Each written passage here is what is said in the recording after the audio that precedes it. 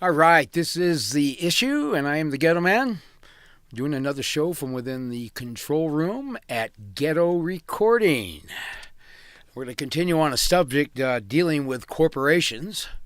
I did a last video, I was talking about how corporations have a symbiotic relationship with government, and because of this symbiotic relationship with government, that corporations are nothing more than just an extension of government. So when a corporation like YouTube or Facebook or Twitter has a policy that basically says that your political persuasion, the political beliefs that you have, violate their business's policy, so therefore you can't participate or we're going to censor you because of a policy violation. Well, I want to read to you from a Supreme Court case. I'm only going to read from one case because I want to keep this as brief as possible. And I think this one case, because it's what they call a benchmark case, explains it quite well as to what the relationship of a corporation is with the state. Let me pull that up here. Okay, the case is called Hale versus Henkel. Okay, and Hale versus Henkel can be found in Book 201 of the United States Supreme Court Reports, and it starts on page 43. And it's a 1906 case. It says, the corporation is a creature of the state. It is presumed to be incorporated for the benefit of the public. And that's important to remember. Every corporation that gets its charter, you remember, it's presumed that all of them are incorporated for the benefit of the public. Not to go out there and curtail people's rights and set up policies that clearly are prejudicial. The court goes on to say, it says, it receives certain special privileges and franchises and holds them subject to the laws of the state and the limitation of its charter. Okay, so the state creates laws that create the corporation. Then within the charter itself, there are certain things that the corporation can and cannot do. And one of them, I can assure you, is that they cannot discriminate against somebody for their race, creed, color, or whatever. Okay, the court goes on to say, its powers are limited by law. They're limited by law. It can make no contract. I'm going to read that again. It can make no contract not authorized by its charter. So it's not like a private business where it can go ahead and contract with whatever whom they want to. They have limitations because they are created by the state.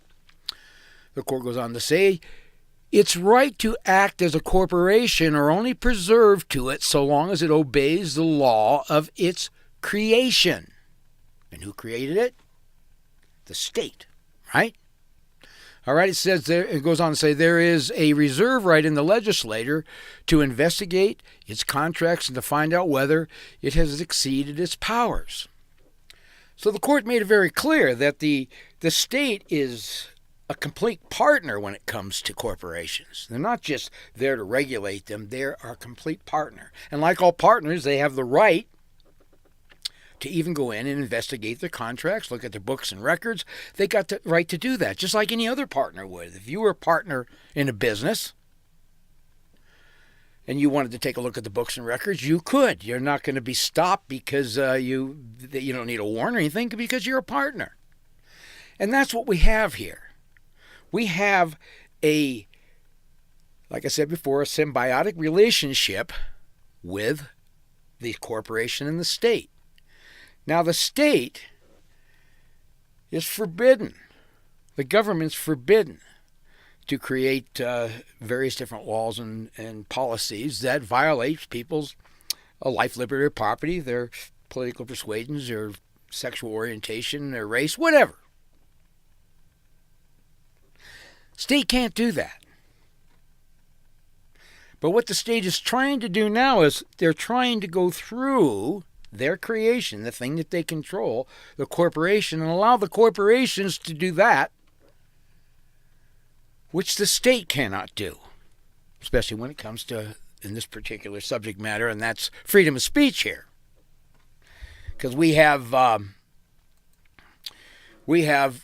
corporations now that are completely suppressing people's right to freedom of speech.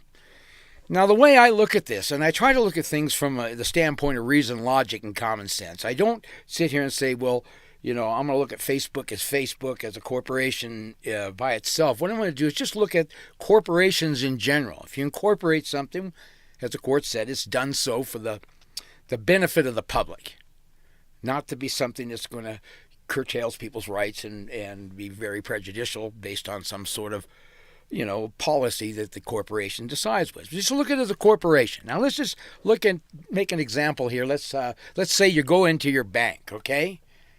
All right, you walk into the bank and all of a sudden, you say something about your political persuasion. And someone in the bank comes running over to you and says, oh, no, you cannot bring up that political party in this bank. And you've now violated our policy, and therefore we're going to put you in bank jail.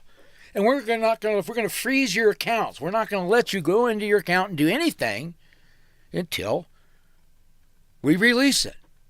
And you can go ahead and appeal it, and you can go ahead and send us some emails, and we'll take a look at it. But in the meantime, you cannot touch your account. See how that works? Think about that for a second. Walmart. Think of the same thing. You walk into Walmart. And now you're saying something on the line there. Uh-oh, you violate our policy dealing with, your sincerely held political views. And since they violate our policy, therefore you can't shop here. How is suppressing somebody's freedom of speech any different than suppressing their right to be who they are? The right to be a Christian, the right to be a Jew.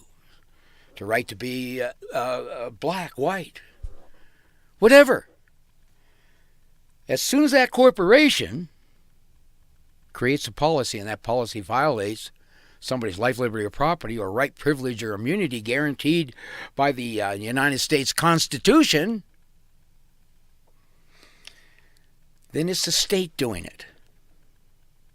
The state is the creator. The state is the one that controls it. The power, if you watch it, it flows back to the state, doesn't it? So what we're seeing here with Facebook, YouTube, Twitter, is we're seeing the government doing that which it cannot do on its own. It's doing it through its creation. Now, this is a very definition. This is fascism. It's when corporations and the state merge. And so now the policies created by the corporations are now doing the dirty work that the state can't do based on the fact that the Constitution forbids them from tampering with any of our inalienable rights, and that includes all the 10 of the Bill of Rights.